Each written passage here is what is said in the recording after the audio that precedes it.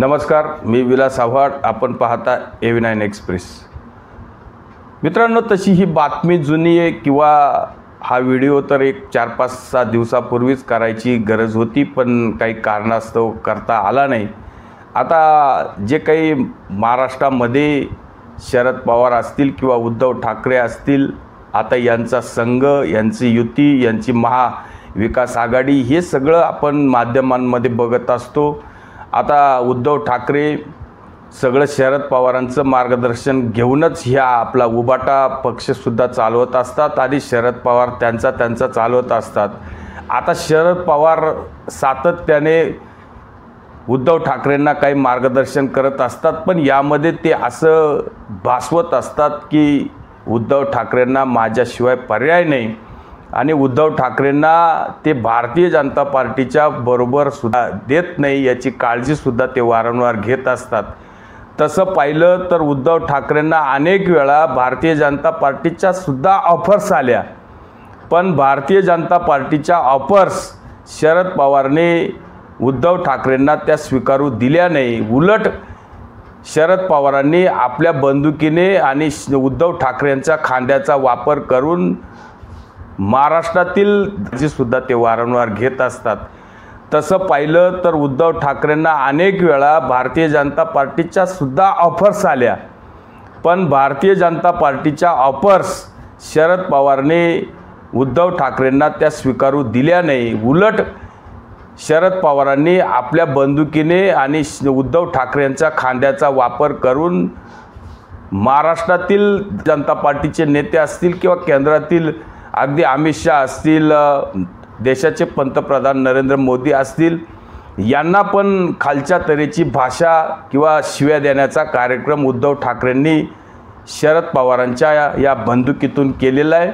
आणि सातत्याने जे काही मतभेद होते ते मनभेद करून टाकले आणि जवळ येण्याच्या सगळ्या ज्या काही मार्ग आहेत त्याच्यामध्ये काटे उपस्थित करून टाकले, अशी परिस्थिती आपल्याला दिसते. आणि त्यातच जो काही आता जवळजवळ राज्यामध्ये 3रं टप्प्याचं पण निवडणूक झाली. राज्यामधील जवळजवळ बऱ्याचशा जिल्ह्यांमध्ये निवडणूक झाली. अनेकांचं भविष्य EVMमध्ये बंद झाले. आता त्यामध्ये देशामध्ये जवळजवळ 283 जागांचं इलेक्शन झालेले आणि राज्यामध्ये सुद्धा निम्म्यापेक्षा जास्त जागांवर इलेक्शन झालेले. त्यामध्ये बारामतीचं पण झालं. अनेक चांगल्या जागांचं निवडणूक झालेली आहे.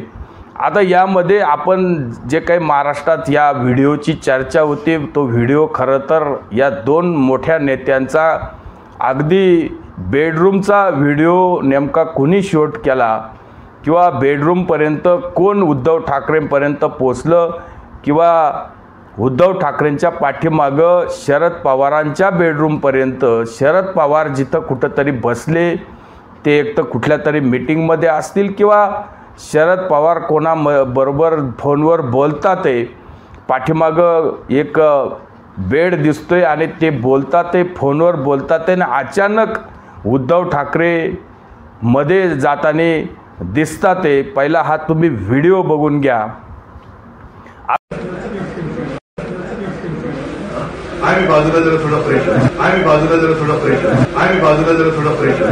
आता ह्या व्हिडिओमध्ये शरद पवार बसलेले, पाठीमागं बेड आहे, शरद पवार फोनवर बोलतात आणि मध्येच अगदी आगंतुक उद्धव ठाकरेंची एंट्री होते आणि एक संताप शरद पवारांचा होतोय आणि अगदी हातवारे करून शरद पवार उद्धव ठाकरेंना सांगतात की तुम्ही पलीकडे जाऊन बसा. आणि हे सुद्धा मध्ये 1 पाऊल मध्ये आणि 2 पावलं पाठीमागं येऊन आणि कुठल्याही प्रकारचं आर्ग्युमेंट न करता ठीक आहे मी पण इकडं फ्रेश होतो, मी पण खोलीमध्ये बसतो, अशा पद्धतीचा हा व्हिडिओ. आणि मग हा नेमका इतक्या खाजगी ठिकाणचा व्हिडिओ खरं तर शूट कोणी केला का? आता भारतीय जनता पार्टीचे तर लोक या 2 नेत्यांच्या बरोबर नसणार आहे. उद्धव ठाकरे बरोबर जे कोणी 4-5 लोक एक सिनियर मोस्ट असतात, हे उद्धव ठाकरेंचे अतिविश्वासू असतात किंवा बेडरूमपर्यंत शरद पवारांकडे सुद्धा जे कोणी असतील ते त्यांचे विश्वासू असतात. खरं तर असा अगदी 2-4 सेकंदाचा हा व्हिडिओ शूट करायला तो मोबाईल आपल्या वरच्या खिशामध्ये लावून कोणीतरी उद्धव ठाकरेंच्या बरोबर अतिशय विश्वासू लोकांनी हा क्लिअर कट शूट केला आहे आणि त्याला व्हायरल केले. आणि व्हायरल करताना तो भारतीय जनता पार्टीच्या नेत्यांनी किंवा भारतीय जनता पार्टीने तो व्हायरल केला आहे. खरं तर भारतीय जनता पार्टीला हा व्हायरल करण्याचा पण अधिकार आहे, कारण विरोधी आहे. आणि शरद पवार उद्धव ठाकरेंना काय प्रतीची वागणूक देतात आणि लाचार होऊन उद्धव ठाकरे किती अगदीच त्यांना आता कुठली काही किंमतच नाही. अगदी शरद पवारांनी गेट आउट म्हटले का काय म्हटले, ह्या सगळ्या गोष्टी काय नाही. शरद पवार संतापतात, शरद पवार रागावतात, शरद पवार त्यांना सांगतात का तुम्ही इकडे येऊ नका, तिकडे बसा. म्हणजेच जे शरद पवार उद्धव ठाकरेंबरोबर आज आहे, पण शरद पवारांचा खाजगी जो काही फोन चालू होता, तो फोन जे शरद पवार समोरच्या माणसाबरोबर बोलतात आहे, जी व्यक्ती शरद पवारांबरोबर बोलते, खरं तर उद्धव ठाकरे आले होते, शरद पवार त्यांना म्हणू शकत होते की या ठीक आहे बसा.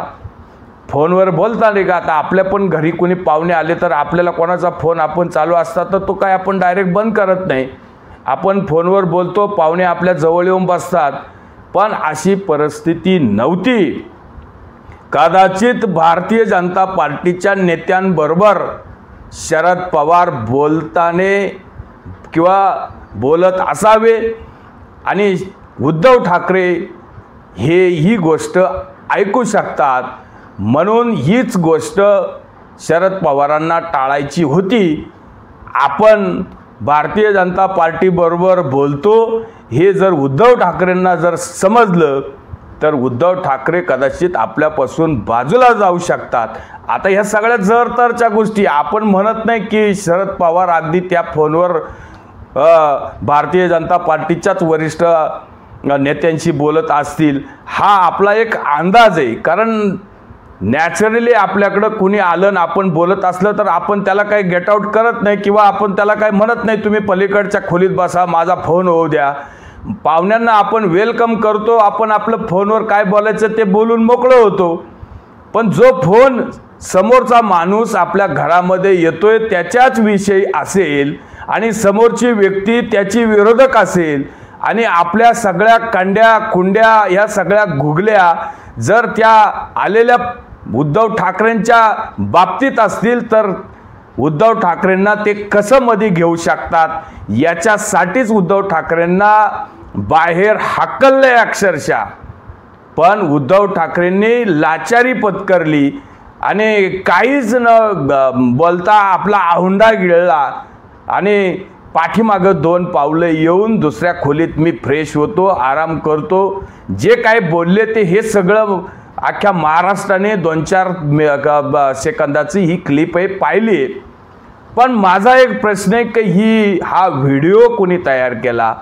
इतक्या मोस्ट VIP या 2 पर्सन आहे. मग आता अगदी शरद पवार साहेब असतील किंवा उद्धव ठाकरे असतील, यांना VIPचं प्रोटेक्शन असतं, यांच्याबरोबर यांचे स्वतःचे अर्ज असतात किंवा यांच्याबरोबर यांच्या पक्षाचे नेते असतात आणि कुठंतरी फालतू ठिकाणी हे काय बसलेले नाहीत.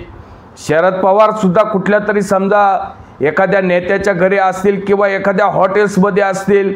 ह्या सगळा प्रकार आहे. त्यामुळं भारतीय जनता पार्टीचे तर नेते किंवा कोणी जासूस इथं येऊन हा सीन फोटो किंवा व्हिडिओ काढू शकत नाही.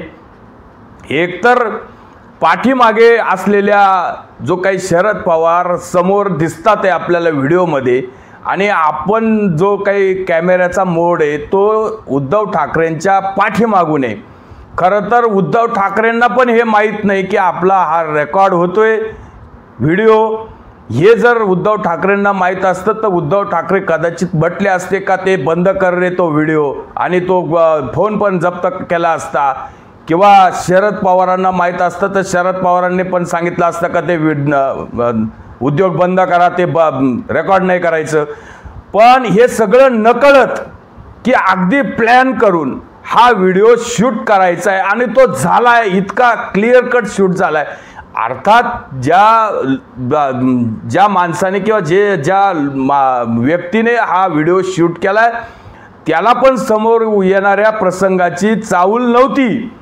इतका भयानक हा सीन तयार होईल, हा व्हिडिओ तयार होईल, आणि याला लाखो कोटी लोक पाहतील महाराष्ट्रात, आणि याचं राजकारण मोठ्या प्रमाणामध्ये भारतीय जनता पार्टी करेल।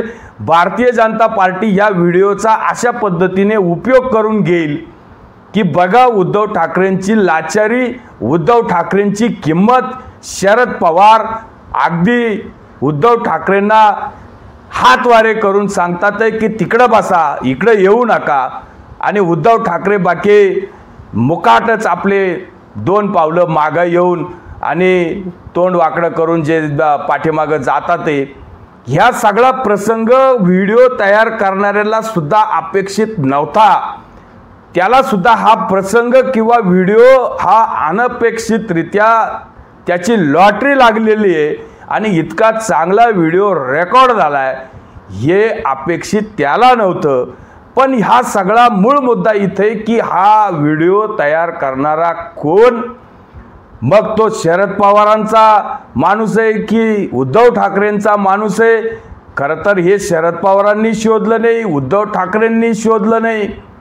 खरं तर असे जे काही कोणी घरभेदी असतात आणि याच्यामुळं जे काही पक्षामधील जी काही वाताहत आहे किंवा 2 पक्षामधील जे काही त्यांचे संबंध आहे, अतिशय निकटवर्तीय संबंध आहे किंवा दाखवण्यासाठी निकटवर्तीय, पण एकमेकांना विचार फक्त एकमेकांना लाथाळण्यासाठीच आपले आहेत। शरद पवारांना उबाटा गट अगदीच रसातळाला मिळवायचा आहे का, किंवा उद्धव ठाकरेंना अगदी आता असं झालंय की शरद पवारांशिवाय आपलं अस्तित्वच नाही आहे, आणि मग आपण जाऊन नुसतं लाचाराव आणि पवारांच्या पायाशी पडायचं, अशी परिस्थिती जी काही आली, ते जे काही रेकॉर्ड होते, हे जे काही अंदरच्या बातम्या ज्या बाहेर येतात ते, मग हा व्हिडिओ रेकॉर्ड कोणी केला याचा सुद्धा शोध कदाचित उद्धव ठाकरे घेत असावे, घेत असले सुद्धा पाहिजे,